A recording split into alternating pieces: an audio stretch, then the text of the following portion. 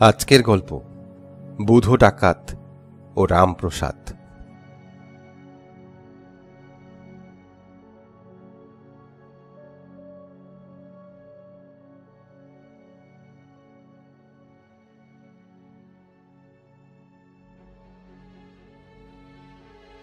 গভীর বনের ভিতরে এক কালী মন্দির। বাইরে থেকে বোঝার উপায় নেই।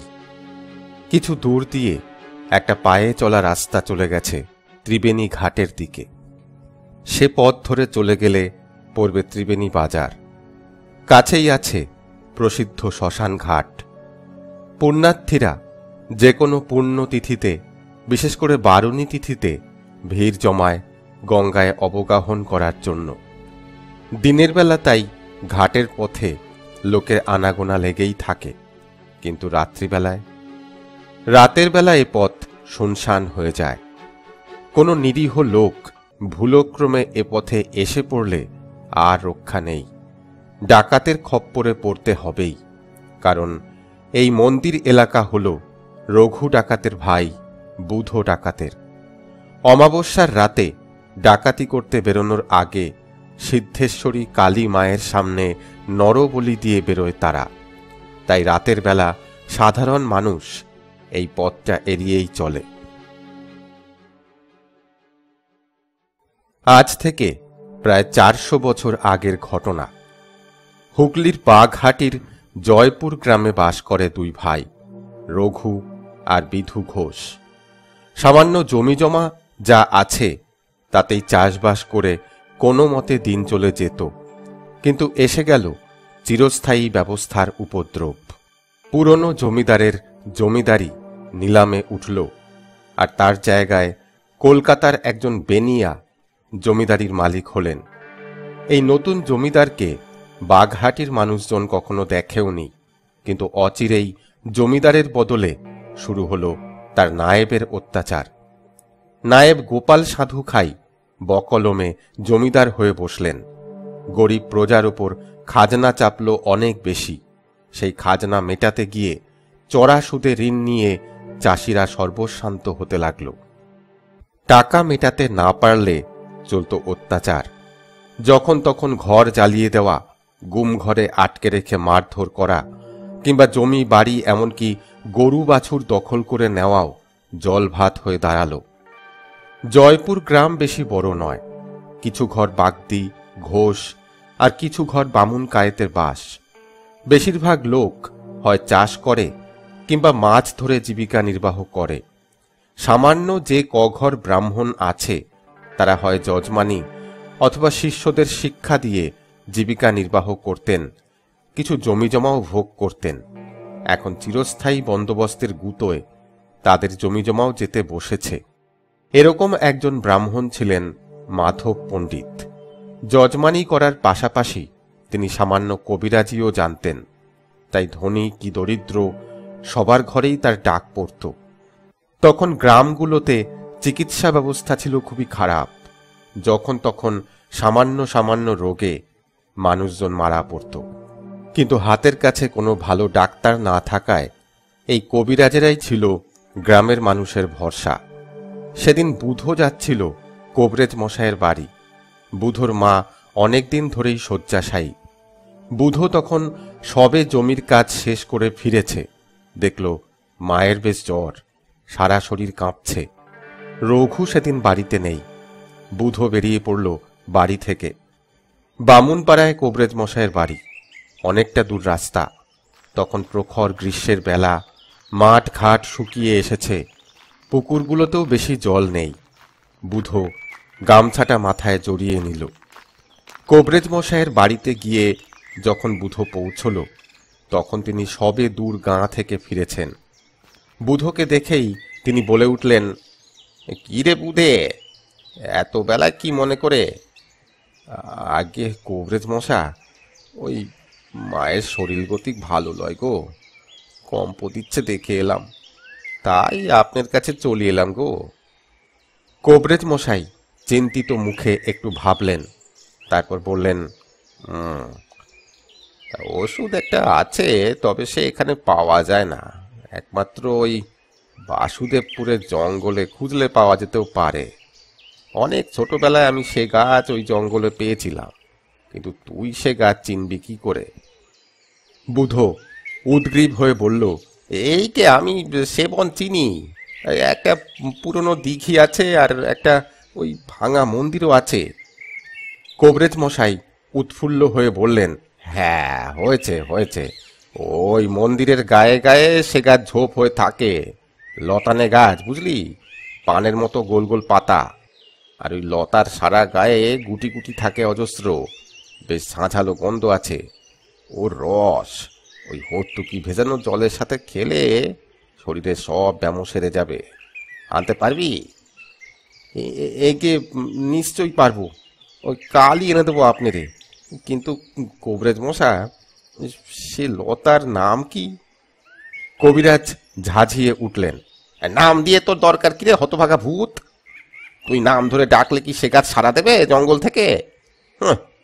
বলে আমার এই বয়স 3 কুড়ি পেরিয়ে গেল, আমি কিনা সব গাছের নাম মনে রাখতে পারি নে, উনি নাম জেনে ব্রহ্মাণ্ড উল্টে দেবেন। যা যা, এখন যা তো এখান থেকে, আমার অনেক কাজ। বুধো বেজার মুখে উঠে যাচ্ছিল। কবিরাজ তাকে আবার ডেকে বললেন, এই দাঁড়া, একান্ত যখন জানতেই চাইলি তখন শোন। ওই জানি তোর মাথায় কিছু থাকবে না, তবু জেনে রাখ, সে লতার নাম গিলয় লতা। হ্যাঁ, গিলয় লতা। আহা, সাক্ষাৎ অমৃত, বুঝলি।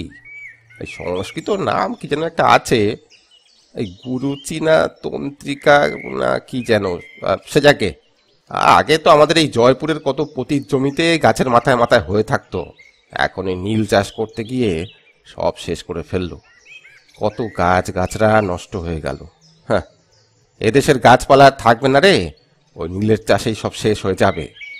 আমি ওই নায়েবের বাড়িতে চিকিৎসা করি, আর আমারই 10 বিঘা জমি কিনা ওই নীল চাষের জন্য জোর করে নিয়ে নিল। হ্যাঁ, সম্বৎসরের ধান উঠে আসতো ওই জমি থেকে, উর্বরা জমি, আহা, যেন মা লক্ষ্মী। তা নায়েবেরে কত করে কলাম, আমার এই জমিটা ছেড়ে দিলে হয়। তা তা শুনলে তো, ওরকম লোভী শয়তান লোক আর দেখিনি। কোনোদিন দেখবি ওই তোদের জমিতেও হাত বাড়াবে। শুনতে শুনতে বুধোর মুখটা কঠিন হয়ে এলো। সে বলে উঠল, আসুক দিকে একবার জমি নিতে, মোরা 2 ভাই লাঠি ধরতে ভালোই জানি। আমাকে বাপ ছিল ওই আগের জমিদারের নাম করা লেঠেল। আপনি চিন্তা করবেন না কবিরাজ মশা, সময় এলে না নয় এবারে আমরা দেখবো ক্ষণে। বলে সে আবার উঠে যাচ্ছিল।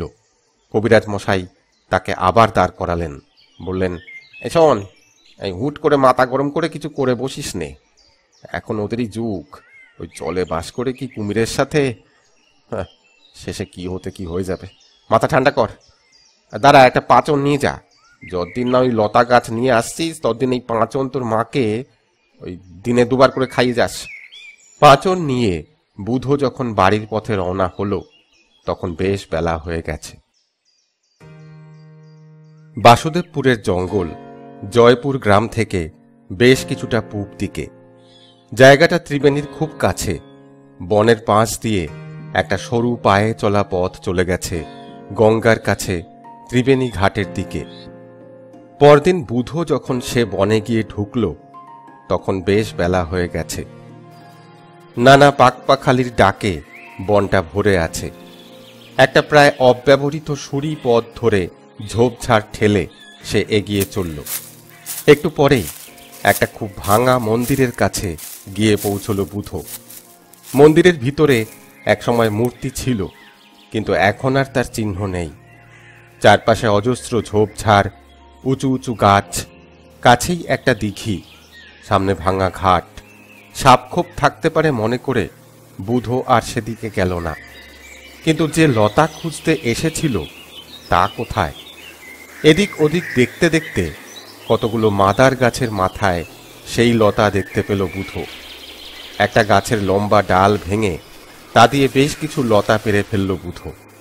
সামনেই একটা বিশাল বট গাছ, ঝুড়ি টুড়ি নিয়ে জায়গাটা ছায়া করে আছে। বুধো সেখানেই বিশ্রাম করতে লাগল। তারপর পুরো বনটা ভালো করে দেখতে লাগল। সম্ভবত এখানে কোনো পুরনো গ্রাম ছিল, নিশ্চয়ই কোনো রোগের মরকে গায়ের লোকেরা পালিয়েছিল। তারপর আস্তে আস্তে অরণ্য গ্রাস করে নিয়েছে সবটাই। নিশ্চয়ই এই মন্দিরে সেই গায়ের লোকেরা এসে পুজো দিত। হয়তো এই বটগাছের নিচেই সেদিনের মানুষেরা বসে কথাবার্তা বলতো। কত হাসি ঠাট্টা, কত কোন্দল ঝগড়া হয়েছিল হয়তো এখানেই। তারপর এলো সেই ভীষণ দুর্ভিক্ষের বছর, ইতিহাসের পাতায় যার নাম ৭৬-এর মন্বন্তর। গ্রামকে গ্রাম উজাড় হয়ে গেল। এক মুঠো খাবারের জন্য মানুষ ক্ষুধার্ত সাপদের মতন হন্যে হয়ে ফিরতে লাগল। হয়তো সেই সময় এই গ্রামও ধ্বংস হয়েছিল। বুধ সেই মন্দিরের অজানা দেবদেবীর উদ্দেশ্যে প্রণাম করে বাড়ির পথ ধরল। বুধ আর রঘু দুই ভাই সারাদিন তাদের জমিতে চাষের কাজ করত। আগের জমিদারের আমলে তাদের বাপ ছিল বেশ নামকরা লেঠেল। জমিদার মশাই বেশ কিছু জমিও দিয়েছিলেন, কিন্তু এখন সে জমিদার আর নেই। নিত্যদিন নায়েবের হুকুম আসছে জমির খাজনা দিতে হবে। কখনো লেঠেলের দল এসে হম্বিতম্বি করে যাচ্ছে, জমিতে নীলের চাষ করতে হবে। এরই মধ্যে একদিন রঘু আর বুধর মা চলে গেল, আর সেই দিনই ঘটে গেল এক ঘটনা।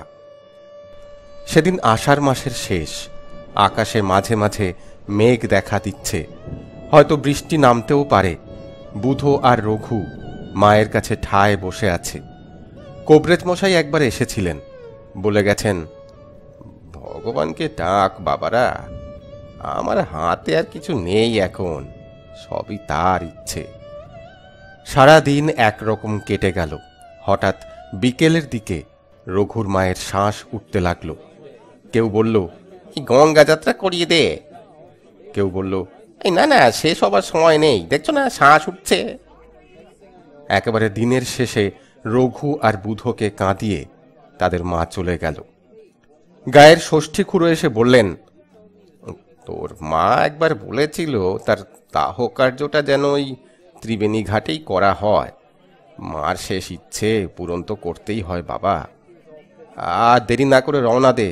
ওরে, এই তোরা দাঁড়িয়ে আছিস কেন? যা বাস টাস কেটে আন। যখন বুধ আর রঘুকে নিয়ে লোকজন রওনা দিল, তখন বেলা ফুরিয়ে সূর্য পাটে বসতে চলেছে। ত্রিবেণী শ্মশানে দাহ কাজ শেষ করে যখন রঘু আর বুধ ফিরে আসছে, তখন বেশ রাত। যখন সব যাত্রীরা গাঁয়ের দিকে ফিরছে, তখন হঠাৎ রঘুর বাড়ির দিক থেকে একটা উজ্জ্বল আলো দেখা যেতে লাগলো। সেই সাথে কোলাহলের শব্দ শোনা যেতে লাগলো। একটু কাছে যেতেই আগুনের লেলিহান শিখা অনেক উপরে জ্বলতে দেখা গেল। বুধ চেঁচিয়ে উঠল, হায় হায়, এ যে আমাদের ঘর জ্বলছে রে রঘু, এ কি হলো রে? ছুটন্ত দু ভাইকে ঠেকালো হরি আর নিতাই। তোরা এখন যাস নে, নায়েবের লেঠেল লুকিয়ে আছে, গেলেই আড়াল থেকে বর্ষা ছুটবে। রঘু, বুধ, তোরা পালা পালা, বদলা পরে নিবি। ওই যে লেঠেলের দল আসছে, ওরা হাতিয়ার নিয়ে তৈরি। বাস্তবিকই দূর থেকে একদল লোককে এদিকেই আসতে দেখা গেল। হঠাৎ মাধব কবিরাজকে আসতেও দেখা গেল। তিনি প্রায় ছুটে এসে বললেন, বাবা রঘু, তোরা এক মুহূর্ত এখানে থাকিস না। বুধর দিকে তাকিয়ে বললেন, মনে আছে গিলয় লতা কোথা থেকে এনেছিলি? হ্যাঁ, মনে আছে? সেখানে চলে যা, ওখানে বুনো কালীর থানের ভাঙা মন্দিরে লুকিয়ে থাক, পরে সময় মতো আমি খবর নেব। বুধ ও রঘু একবার তাদের জ্বলন্ত ঘরের দিকে তাকিয়ে থাকলো, তারপর দু ভাই সোজা ছুট লাগালো। পিছনে পড়ে থাকলো এতদিনের গ্রাম, মায়ের স্মৃতি, আরো অনেক কিছু। তখন অন্ধকার গাঢ় হয়ে পড়েছে। সেই আধারে গা মিশিয়ে দু ভাই ছুটে চলল বাসুদেবপুরের জঙ্গলের দিকে।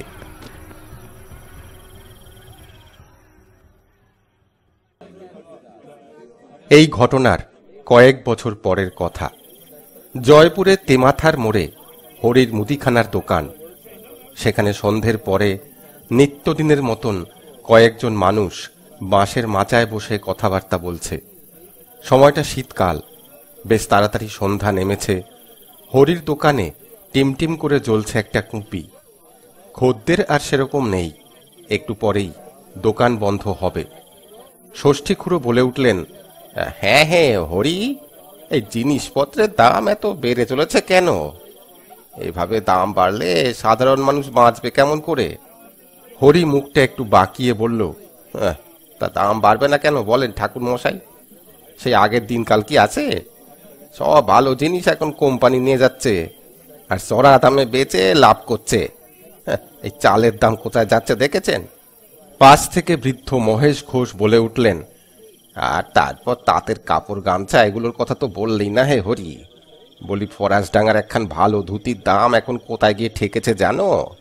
ষষ্ঠী খুড়ো বলে উঠলেন, আর তা তো বুঝলাম, কিন্তু চালের দাম এত বাড়লে চলে কি করে?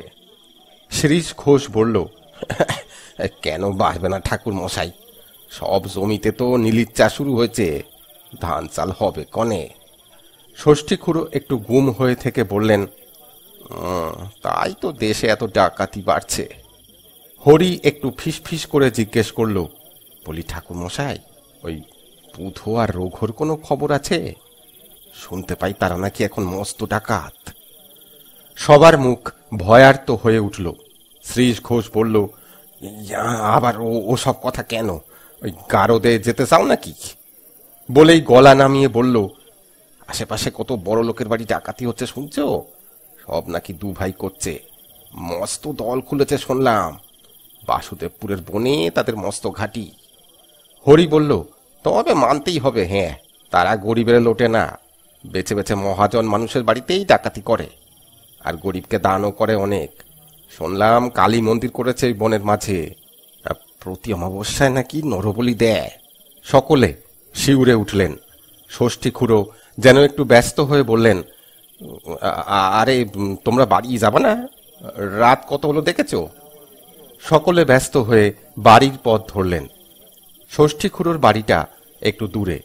বড় রাস্তা থেকে বাঁয়ে ঘুরে একটা সরু পথ চলে গেছে কয়েকটা ডোবা আর বাঁশবনের পাশ দিয়ে। জায়গাটা বেশ অন্ধকার। সেই বাঁশবনের নিচে গিয়ে পৌঁছতেই দেখা গেল আপাদমস্তক চাদর মুড়ি দিয়ে কে একটা লোক সেখানে দাঁড়িয়ে আছে। ষষ্ঠী খুড়ো ভয় পেয়ে বলে উঠলেন, কে? ছায়ামূর্তি এগিয়ে এলো। ঠাকুর মশা, চিনতে পারেন? কে? রঘু? হ্যাঁ, আমি রঘু। ওরা বলে রঘু ডাকাত, তা ভয় নেই, আমি গরিবকে কিছু করি না। আমার আর বুধর তো অনেক সুখ্যাত করে এলেন হরিমুদির দোকানে। এবেলা আমার একখান কাজ যে করে দিতে হবে ঠাকুর। কি কাজ বাবা? কালী মূর্তি প্রতিষ্ঠা করছি আগামী অমাবস্যায়। আপনার প্রথম পূজাটা করে দিতে হবে ঠাকুর, না বললে হবে না। আপনি ব্রাহ্মণ মানুষ, তিন কুলে কেউ নাই, চাইলে আপনি আমাদের বনেও থাকতে পারেন, ব্যবস্থা করে দেব। এখানে থেকে কি করবেন তা ভেবে দেখুন। আর 7 দিন পরে আগামী অমাবস্যায় আমার লোক আসবে আপনাদের নিয়ে যেতে। বলেই রঘু হনহন করে চলে গেল। দেখতে দেখতে তার দীর্ঘ দেহ অন্ধকারে মিলিয়ে গেল। ষষ্ঠী খুড়ো চিন্তিত মুখে বাড়ি ফিরে চললেন। এই কি সেই রঘু যে কিনা একদিন তার জমিতেই কত মুনিশের কাজ করে গেছে, আজ কেমন কর্তৃত্বের সুরে কথা বলল? তবে মান দিতে জানে না, যেতে তাকে হবেই। তবে ডাকাতের কাছ থেকে কোনো টাকা পয়সা তিনি নেবেন না। সেদিন অমাবস্যার গভীর অন্ধকার। বাসুদেবপুরের জঙ্গলের ভিতরে জড়ো হয়েছে বেশ কিছু মানুষ। তাদের নিকষ কালো বলিষ্ঠ চেহারা, হাতের ঝিলিক দেওয়া অস্ত্র দেখে বনের গাছপালাও যেন ভয়ে চুপ হয়ে আছে। কালী মন্দিরের ভিতর সিদ্ধেশ্বরী কালী মায়ের পুজো হচ্ছে। পুজোয় বসেছেন সেই ষষ্ঠী মুখুজ্জে। তার পরনে আজ রক্তাম্বর পোশাক, লাল উত্তরীয়, লাল ধুতি। তার পিছনে ষাঁড় দিয়ে দাঁড়িয়ে রঘু, বুধো, নেতাই, পঞ্চানন আর শিবের মতন ডাকাতেরা। পুরোহিত রঘুকে বললেন, যা ওই পাশের দিঘি থেকে স্নান করে আয়, তারপর তো আসল পুজো। রঘু মন্দিরের পিছনের জলাশয় থেকে স্নান করে এলো। তার পিছনে বুধো। সে আবার হাতে করে নিয়ে এসেছে কটা ল্যাটা মাছ। এসেই বলল, ঠাকুর, আমি ল্যাটা মাছ খেতে খুব ভালোবাসি, আমাদের কালী মায়েরও ল্যাটা মাছ পোড়া ভোগ দেব। ষষ্ঠী খুড়োর চোখ কপালে উঠল। এই বলিস কি? ছি ছি, ওসব আমি চলে গেলে করিস। এখন পুজো সারতে দে তো। বলির জোগাড় করেছিস? পিছন থেকে কেউ বলে উঠল, আরে পাঁঠা নিয়ে তো কোন সাজবেলা থেকে বসে আছি, এই যে। বলে সে পাঁঠার কান ধরে একবার মুচড়ে দিল। ষষ্ঠী খুড়ো পুজো শুরু করলেন। করাল বদনী সিদ্ধেশ্বরী কালী মায়ের মুখ যেন মশালের আলোয় চকচক করে উঠল। লোলো জিহ্বা যেন আরো রক্তবর্ণ ধারণ করল। ষষ্ঠী খুড়ো বললেন, এই মায়ের হাতে অস্ত্র দিসনি কেন রঘু? অস্ত্র দে। রঘু নিজের হাতের তলোয়ার কালী মায়ের এক হাতে বসিয়ে দিল। বলল, আজ থেকে আমার মায়ের হাতে আমার তলোয়ারই থাকবে। মাগো, দেখো তোমার অধম সন্তানকে, সব বেটাকে যেন নিকেশ করতে পারি মা। তারপর বলির পালা। হাড়ি কাঠে পাঁঠার মুন্ডু এক কোপে খাড়া দিয়ে আলাদা করে উল্লাসে ফেটে পড়ল ডাকাতের দল। বুধো বলে উঠল, আজ পাঠাই খা মা, এরপর থেকে মানুষ পাবি মা, নরবলি হবে। বলো সব, জয় মা কালী। সবাই হাঁকার দিয়ে উঠল। বলি শেষ হতেই রঘু আর বুধো তাদের দল নিয়ে ডাকাতির উদ্দেশ্যে বেরিয়ে পড়ল। তাদের লক্ষ্য বাঘহাটির জমিদার বাড়ি। বাঘহাটির নায়েব গোপাল সাধু খা সে রাতে বেশ খোশ মেজাজেই ছিলেন। নীলকুঠির গোমস্তার সাথে ভালো দামের অফা হয়েছে। কিছু বাছাই করা জমিতে নীলের চাষ করিয়ে দিতে হবে। বেশ ভালো টাকায় অফা।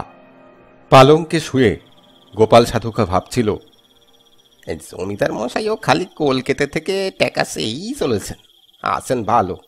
তিনি কলকাতায় বসে বাবুগিরি করবেন আর নায়েব খালি টাকা জুগিয়ে যাবে।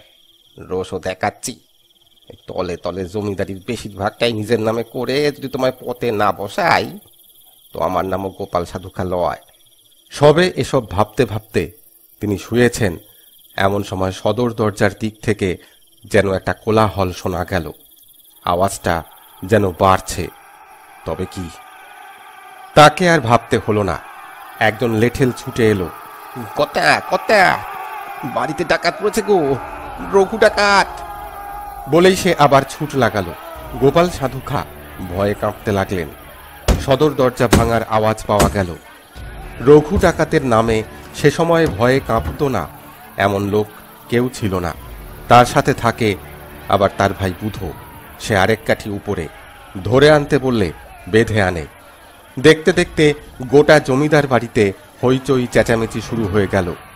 রঘু আর বুধোর হাতের লাঠির ঘায়ে নায়েবের লেঠেলের দল মাটিতে শুয়ে পড়ল। গোপাল সাধুকাকে টেনে এনে হাত পা বেঁধে ফেলে রাখা হলো। বুধো চেঁচিয়ে বলে উঠল, মা জননীরা, আপনারা গয়নাগাটি যা আছে এক জায়গায় রেখে দিয়ে একটা ঘরে চলে যান গো, আমরা কেউ আপনাদের কোনো ক্ষতি করব না। এরপর বাকি ঘরে লুটপাট শুরু হয়ে গেল। নায়েবের ঘরের বিশাল সিন্দুক ভেঙে লুট করা হলো সমস্ত ধন দৌলত। তারপর রঘু বলল, ওই নায়েবকে বেঁধে নিয়ে চল, আর আমাদের ঘরে যেমন আগুন দিয়েছিল তেমনি জমিদার বাড়ির আশেপাশে আগুন দে, কাছারি গুমঘর সব পুড়িয়ে দে, যত দলিল আছে সব আগুনে ফেলে দে, হিসাবের খাতা পুড়িয়ে ফেল। বলো সবাই, জয় মা কালী, জয় মা সিদ্ধেশ্বরী। সিদ্ধেশ্বরী কালী মায়ের মন্দিরে যখন সবাই এসে পৌঁছল তখন প্রায় ভোর হয়ে এসেছে। রঘু প্রথমেই বলল, ওই মালপত্রগুলো সব ভাগ করে ফেল, এক ভাগ থাকবে আমাদের আর বাকিটা আগামীকাল ওই গরিব মানুষজনেরে ভাগ করে দিবি। এইবার আমার খাড়া নিয়ে আয়, বলি হবে। সবাই অবাক, এখন আবার কি বলি? রঘু চেঁচিয়ে উঠল, এত বড় বলিটা কি চোখে দেখতে পাচ্ছিস নে? সবাই নায়েবের দিকে তাকালো। নায়েব কেঁদে ফেললেন, ওরে আমারে ছেড়ে দে রে, ও রঘু, ও বুধো, আমারে মাফ করি দে বাবা। বুধো চেঁচিয়ে বলল, আমাদের কি ক্ষতি করেছিলে মনে আছে? আমাদের ঘর জ্বালিয়ে আমাদের জমি জিরেত কেটে নিচ্ছ আবার কথা? ওরে ওটাকে হাড়ি কাটে ঢোকা। সবাই হাঁকার দিয়ে নায়েবকে জোর করে চেপে ধরে তার মাথাটা হাড়ি কাঠে গলিয়ে দিল। রঘু মস্ত খাড়াটা এক হাতে তুলে নিল। তারপর জয় মা বলে দু হাতে উঁচু করে ধরে খাড়াটা চালিয়ে দিল। সেই থেকে বাসুদেবপুরের বনে নরবলি শুরু হয়ে গেল। আর সেই থেকে সন্ধ্যার পর আর কেউ সে পথ দিয়ে যাবার সাহসও করত না। এর কিছু মাস পরের কথা, চুঁচুড়ার ম্যাজিস্ট্রেট সাহেবের বাড়ির সামনের লনে বসে আছেন হুগলির ম্যাজিস্ট্রেট টমাস ব্রুক এবং আরও কয়েকজন সাহেব। ম্যাজিস্ট্রেট কয়েকজন দারোগাকে জরুরি তলব করেছেন। তখনও পুলিশি ব্যবস্থা তেমন একটা জোরালো হয়ে ওঠেনি। হাতে গোনা কয়েকটা পুলিশ চৌকি আর সামান্য কিছু দারোগা পুলিশ আর চৌকিদারদের দিয়ে সে যুগের ডাকাতি থামানো সম্ভব ছিল না। কিন্তু জমিদারদের নিত্য চাপে কলকাতা থেকে ছোটলাট হ্যালিডে সাহেব জরুরি চিঠি পাঠিয়েছেন।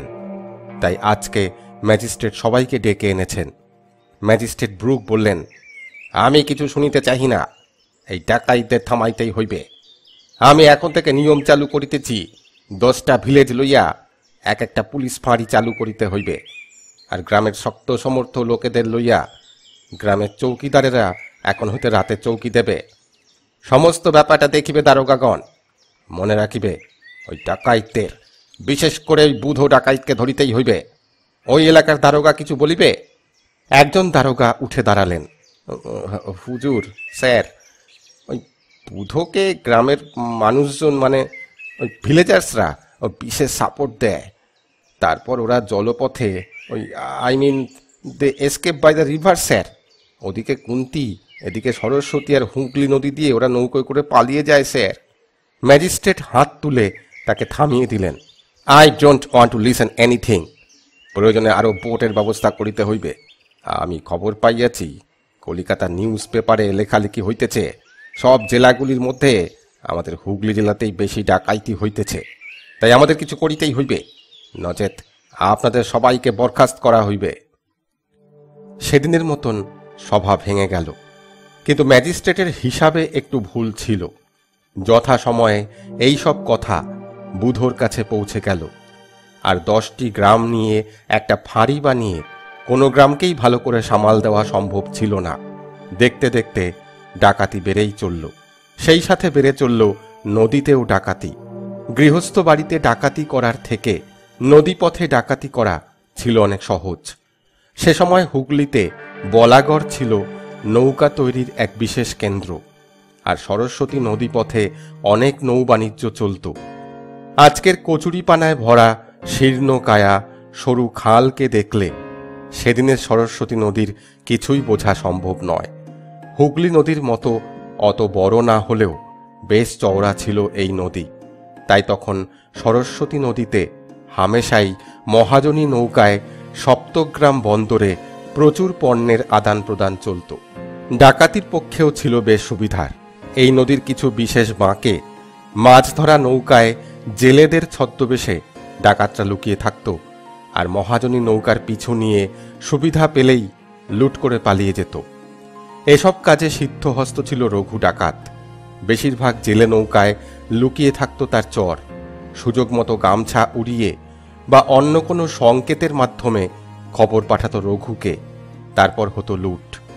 কিন্তু তাদের মূল লক্ষ্য ছিল ধনী বণিক বা মহাজন বা শয়তান নায়েব বা নীলকরের কুঠিতে ডাকাতি করা।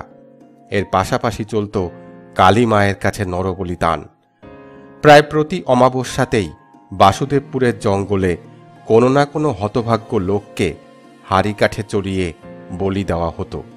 ঢাক ঢোলের আওয়াজ ছাপিয়ে উঠত সেই হতভাগ্যের করুণ আর্তনাদ, আর ডাকাতেরা অট্টহাস্য করে হাঁকার দিয়ে উঠত। কিন্তু একদিন সে নিয়মের ব্যতিক্রম হল, আর তারপরেই নরবলি গেল বন্ধ হয়ে। সেদিনও এক অমাবস্যা। তখন সন্ধ্যা ঘনিয়ে এসেছে।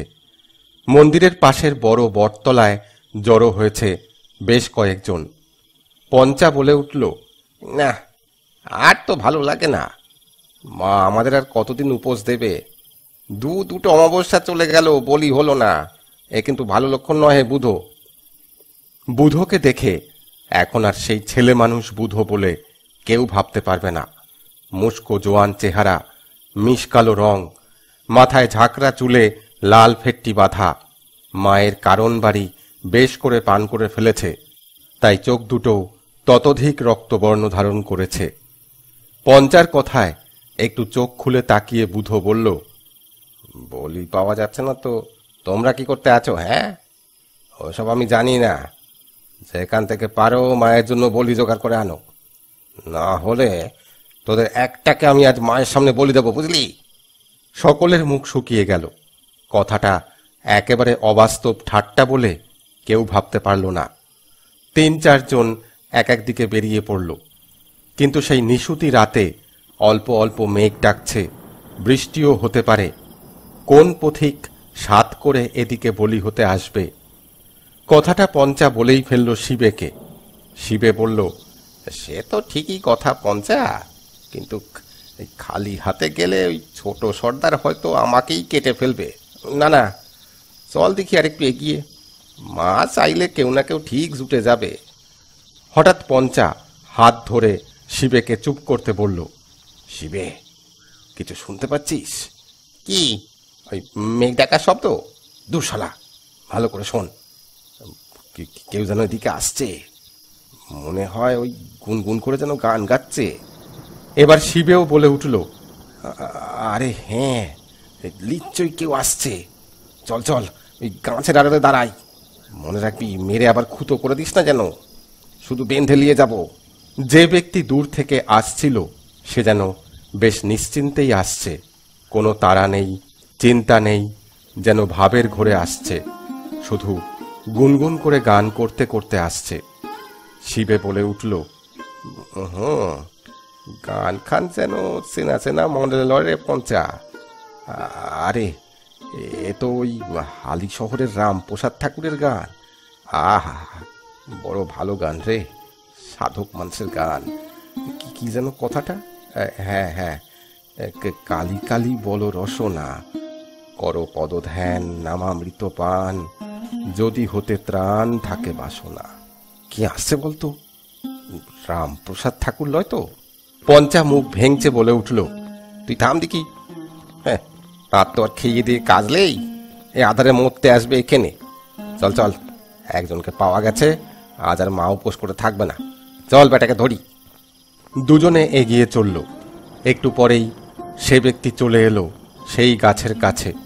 সাথে সাথে দুই যমদূতের মতন পঞ্চা আর শিবে তার সামনে এসে দাঁড়ালো। শিবে বলে উঠল, এই দাঁড়াও, কে তুমি? কোথা যাও? গায়কের যেন তন্দ্রা ভেঙে গেল, ধীরে ধীরে মুখ তুলে তাকালো সামনে। ততক্ষণে পঞ্চা একটা মশাল জেলে দিয়েছে। দেখা গেল ব্যক্তির পরনে গেরুয়া বস্ত্র, মুখে ভয়ের লেশমাত্র নেই, কেমন সাধক সাধক চেহারা। শিবে আবার বলে উঠল, কে তুমি? আমি মায়ের সেবক গো, রামপ্রসাদ। নিবাস কোথায়? গঙ্গার ওপারে, আলি শহরে। শিবে আর পঞ্চা মুখ চাওয়াচাই করল। তারপর আবার জিজ্ঞেস করল, এ পথ দিয়ে কোত্থেকে আসছো? আমি চলেছিলাম গুরুর কাছে দেখা করতে গো। তা পথে মা বলল ফিরে যেতে, তাই ঘরে ফিরে চলেছি। গৃহে আমার পরিবারটি বোধহয় আর বাঁচবে না গো, তাই যাব ত্রিবেণী, সেখান থেকে হালি শহর। মা? কোন মা? কেন, আমার কালী মা? এখনো দেখা পেলাম না গো। শিবে আর পঞ্চা আবার মুখ চাওয়াচাই করল। তারা ধরেই নিয়েছিল এ ব্যক্তির মস্তিষ্ক বিকৃতি ঘটেছে, কিন্তু অতি কষ্টে কাউকে পাওয়া গেছে। না নিয়ে গেলে বুধো সর্দার আর রক্ষে রাখবে না। তাই দুজনে বজ্র মুষ্টিতে রামপ্রসাদের দুহাত ধরে বলল, কোথাও এখন যাওয়া হবে না। আমরা কে জানো? বলি, রঘু আর বুধো ডাকাতের নাম শুনেছ কখনো? আমরা তার দলের ডাকাত। এখন চলো তো বাছাধন আমাদের মায়ের কাছে। মায়ের নামে ব্যক্তিটি আবার যেন বিভোর হয়ে গেল। বলল, তোমাদের মা? সে কোথায়? দুজনে বলে উঠল, আমাদের কালী মা, মা সিদ্ধেশ্বরী। ব্যক্তিটি বলল, মা সিদ্ধেশ্বরী এখানে কোথায়? পঞ্চা বলে উঠল, চলো চলো, দেখতে পাবে। শুধু দেখতে পাবে না, একেবারে মায়ের কাছে পৌঁছেও যাবে। সাধক আবার বিভোর হয়ে গেলেন। মায়ের কাছে, আমি তো কবে থেকেই মায়ের কাছে যেতে চাইছি, মা আমায় দেখা দিলে না। শিবে বলে উঠল, এবার দেবে, এখন চলো তো বাছা, সোজা চলো। দুজনে ব্যক্তিটিকে নিয়ে এসে হাজির করল বুধোর কাছে। তখন রঘুও সেখানে এসে গেছে। চারিদিকে অনেক মশাল জ্বলে উঠেছে, সবাই হাজির হয়েছে। অনেকদিন পর আজ বলি পাওয়া গেছে। কিন্তু এ কে? এ যে সাধকের মতো চেহারা, মুখে নেই কোনো ভয়ের চিহ্ন, কেমন যেন ভাবে আচ্ছন্ন। অন্য কেউ হলে এতক্ষণে ডাক ছেড়ে কেঁদে উঠত, হাতে পায়ে ধরত, কিন্তু এ ব্যক্তি সেসব কিছুই করল না। শুধু হাত জোর করে ডাকাতের মন্দিরের মা কালীকে বলে উঠল, তুই এখানেও আছিস ছলনাময়ী? তাই বোধহয় আমাকে ধরে এনেছিস। কি চাস তুই? আমার বলি চাস? ভালো, তাই হোক। উপস্থিত ডাকাতেরা বেশ অবাক হয়ে গেল। রঘু এবার জিজ্ঞেস করল, শিবে, কাকে ধরে এনেছিস? একে? শিবে বলল, এইকে সর্দার, ও বলছে ও নাকি হালি শহরের সাধক রামপ্রসাদ। কি বললি? রামপ্রসাদ? হ্যাঁ সর্দার, আবার গুনগুন করে গানও গাইছিল। বটে, কিন্তু যাকে বলি দেবার জন্য আনা হয়েছে তাকে ছেড়ে দেবার নিয়ম নেই। যেই হোক ওর বলি হবেই। ওকে স্নান করিয়ে নিয়ে আয়। দুজন রামপ্রসাদকে মন্দিরের পিছনে দিঘিতে নিয়ে গেল। তখনও সে গুনগুন করে গান করছে, মুখে স্থির নিশ্চিন্ত এক ভাব। স্নান করে আসার পর রঘু বলে উঠল, ওর গলায় রক্ত জবার মালা পরিয়ে দে।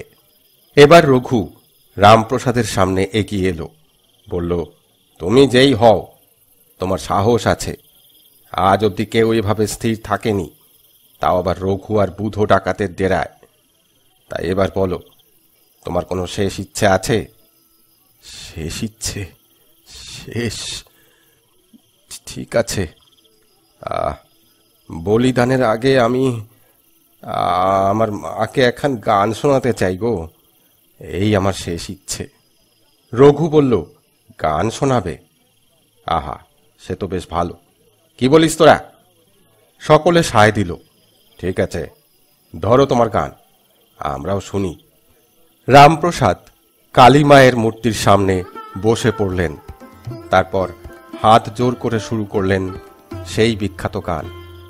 তিলেক দ্বারা ওরে সমন, বদন ভরে মাকে ডাকি, আমার বিপদকালে ব্রহ্মময়ী, আসেন কি না আসেন দেখি।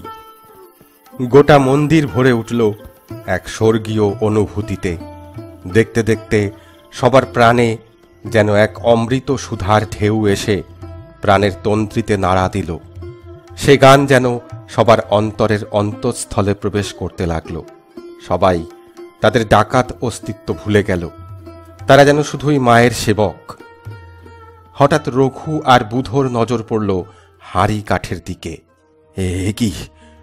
এ যে তাদের সিদ্ধেশ্বরী মা, নিজে হাঁড়ি কাঠে মাথা গলিয়ে দিয়েছেন, আর যেন বলছেন, আমায় বলি দে, আমায় বলি দে, আমার প্রসাদকে ছেড়ে দে, ছেড়ে দে। রঘু আর বুধো একসাথে রামপ্রসাদের পদতলে লুটিয়ে পড়ল। এ কি দেখালে ঠাকুর, এ কি দেখালে! আমাদের মাফ করো, ক্ষমা করো ঠাকুর, ক্ষমা করো। আমরা যে মাকে দেখলাম হাঁড়ি কাঠে মাথা দিয়ে গো, না জেনে অন্যায় করে ফেলেছি ঠাকুর, এবারকার মতো মাফ করো। রামপ্রসাদ নীরব। শুধু বললেন, তোরাও মাকে দেখতে পেলি, শুধু মা কেন আমাকে দেখা দেয় না? কেন দেখা দিস নে মা, কেন? রামপ্রসাদের অচৈতন্য দেহটা মায়ের পদতলে লুটিয়ে পড়ল।